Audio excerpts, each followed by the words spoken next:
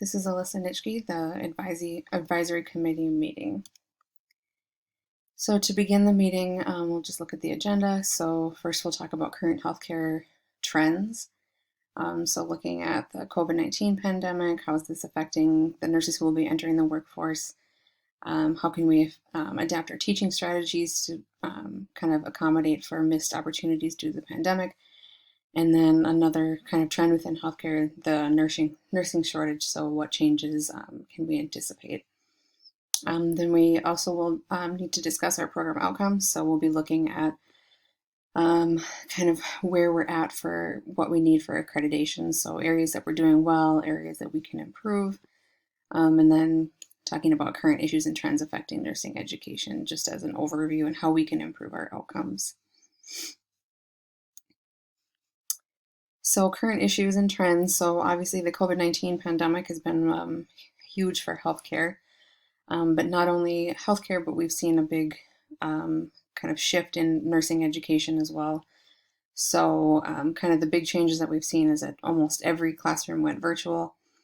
It's been more difficult to find clinical experience because there was time there where nursing students weren't allowed in hospitals. So kind of what they're seeing is from studies that they've done so far is that students were reporting loss of confidence.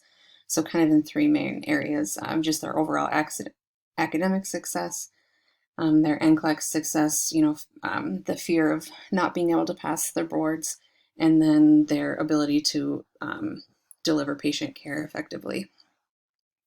So there's of course different factors that affect students' level, how they perceive the difficulty.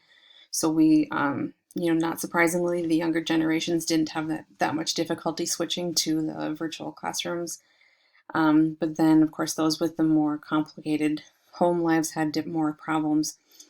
Just, lack of childcare, things like that made things, and everybody being at home made it harder for those students to kind of switch to this learning style. So what educators have needed to do and what we'll continue to need to do is to find creative ways to meet the different needs of learners through this kind of teaching style, because we don't exactly know for how long this will be going on. Kind of another big issue within healthcare that does affect nursing education quite a bit is the nursing shortage. So this is projected to continue to grow. It's not something that is going to be a quick fix. It's not going to slow down.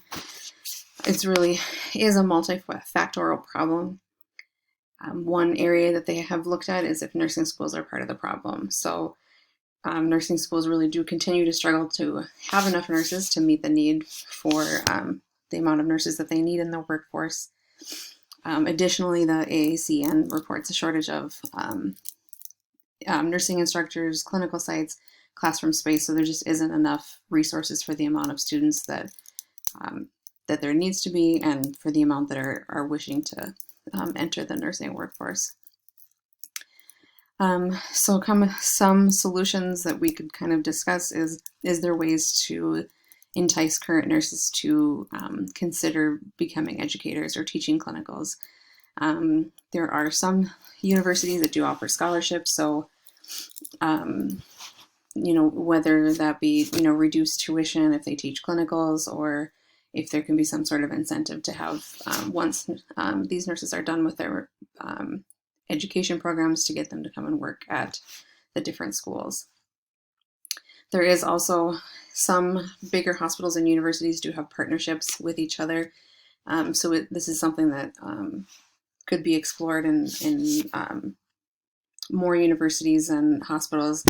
It's a mutually beneficial relationship. So the universities are then guaranteed clinical space, and then it does help the hospitals find nurses to hire after they graduate. So for our outcomes for the past year, so the areas that we're doing well, so we're meeting the accreditation standards. So our graduation rate is 83%. The requirement is 70%. Our LPN pass rate for the NCLEX is 84%, and the requirement is 80%.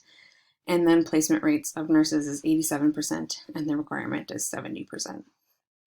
I think there are areas in here that in the future could be areas that we could improve upon, but I think for the upcoming year, our goals should just be related to trying to meet all of the accreditation standards before we try and improve any of the ones that we are meeting. So completion rate is one that we're not meeting. So currently we're at 67%. We need 70% for 70% is required for accreditation.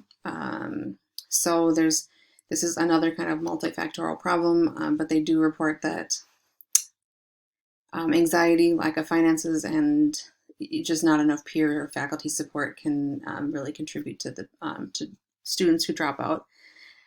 So in this study, they recommended a formal plan for retention, individualized for each student, and it's of course based on the student's background and then their identified learning needs. But one of the big things that they identified was faculty support and peer support. So finding ways that we could integrate that into our program would be beneficial. Ways to try and help increase our completion rate. The other areas, so the NCLEX RN pass rate, so currently we're at 78% and the requirement is 80%. So Syrimbus reported success in the use of a continuous improvement model. So what they focused on the area that they focused on was admission to graduation. So different areas within the program that they can focus on that not only will help educate the nurses well, but then will also help them pass their NCLEX. So one area that they looked at was who they're allowing admission to their universities. So some of the things that they found was that the ways that they could measure science was the largest predictor of NCLEX RN success. So like the TEAS test, things like that. The science area was the biggest predictor there. Progression policies, so really looking at curriculum to make sure that all of the necessary knowledge and skills are being taught along the way so that they have all the necessary information they need. And then end of program outcomes. So this is a kind of an exit exam that really can kind of predict who they think will pass, and then it can identify those who might need further kind of help in preparing for the test. Another big area is just looking at student tools for success. So remediation throughout the program, so not waiting until the end until that comprehensive exit exam, but really starting this at the beginning so that students can learn to kind of start thinking like that. For example, standardized exams, these really allow students to start practicing the NCLEX format questions to kind of understand what they're asking and how to answer those questions. And then there's lots of opportunities for digital learning, online quizzes, case studies, videos, activities, games. All these things can be really helpful in helping students understand the material. So those will be our goals for the next year, is to improve the areas that we are not currently meeting accreditation. And then once we have those results for next year, then we can assess and make new goals for the following year.